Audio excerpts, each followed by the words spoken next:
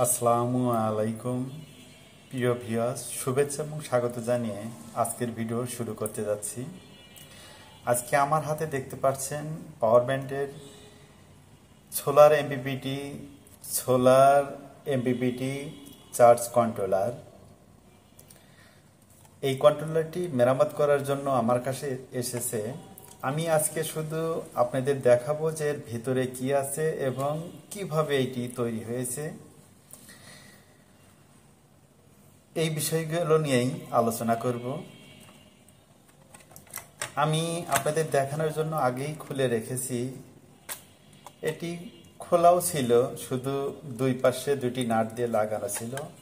এই যে কন্ট্রোলারটা দেখেন, এটি কিন্তু 60 এম্পিয়ারের একটি সোলার কন্ট্রোলার, খুবই ভালো মানের কন্ট্রোলার। বিস্তারিত এখানে লেখা আছে। আর এই বডিটা কিন্তু পুরোটাই অ্যালুমিনিয়ামের বডি এবং হিটসিম। এখানে একটি ডিসপ্লে রয়েছে। এই যে এটি ডিসপ্লে, ফ্যান রয়েছে। আর মূলত কিন্তু এটি হচ্ছে সার্কিট। এটা কিন্তু নিয়ন্ত্রণ হয়ে থাকে মাইক্রো কন্ট্রোলার দিয়ে। এই দেখেন, মাইক্রো কন্ট্রোলার আইসি দিয়ে নিয়ন্ত্রণ হয়ে থাকে।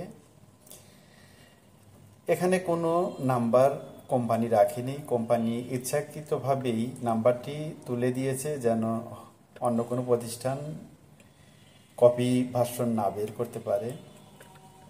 আর এই দিক দিয়ে প্যানেলের ভোল্টেজ আসে। এখানে যে এইগুলো দেখতেছেন, এইটি মূলত এমপিপিটি চার্জ কন্ট্রোলারের পাওয়ার সেকশনটা এইটুকু পাওয়ার সেকশন।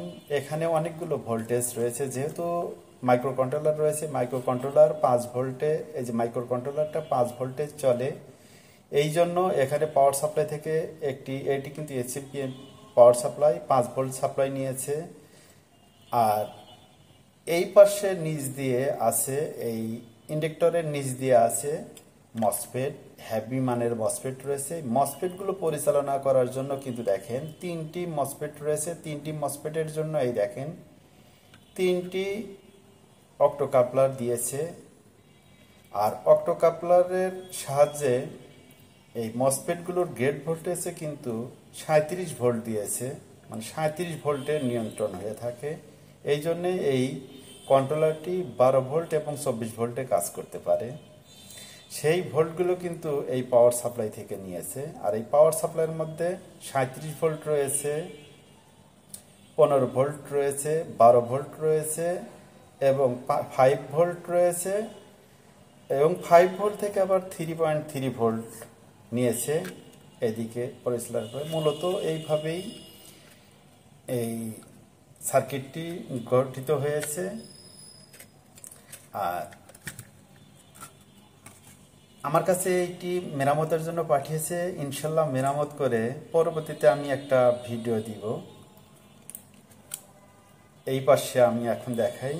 এই পাশে যে দেখতেছেন, এই 3টি মূলত আইজিবিটি 60 এম্পিয়ারের এই 3টি মসফেট, 60 এম্পিয়ারের একটি করে মসফেট, একটি 60 এম্পিয়ারের মসফেট আর সাথে একটি 60 এম্পিয়ারের ডায়োড। এটি 60 এম্পিয়ারের মসফেট, সাথে একটি 60 এম্পিয়ারের ডায়োড।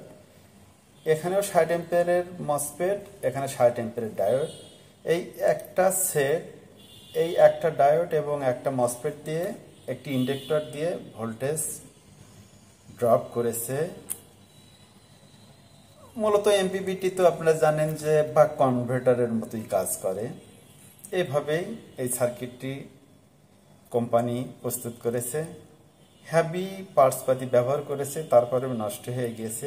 আর এই যে এখানে যে একটা দেখতেছেন, একটা বাক কনভার্টারে ব্যবহার হয়ে থাকে স্টেপটা, মানে এখানে 5 ভোল্ট নেওয়ার জন্য এইটি ব্যবহার হয়েছে।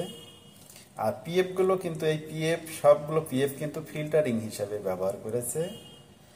আর একটি বড় ক্যাপাসিটর রয়েছে। এইটি 12 ভোল্ট বা 24 ভোল্টে যখন এদিক দিয়ে ভোল্টেজ ড্রপ হয়ে আসে, সেখানে ফিল্টারিং ক্যাপাসিটর হিসেবে ব্যবহার হয়েছে এইটা। আর এই যে সাইডে ক্যাপাসিটরটি রয়েছে, এটি প্যানেলের ভোল্টেজে ফিল্টারিং করেছে।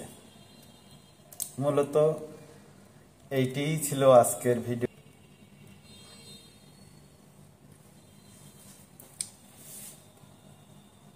আশা করি ভিডিওটি ভালো লেগেছে।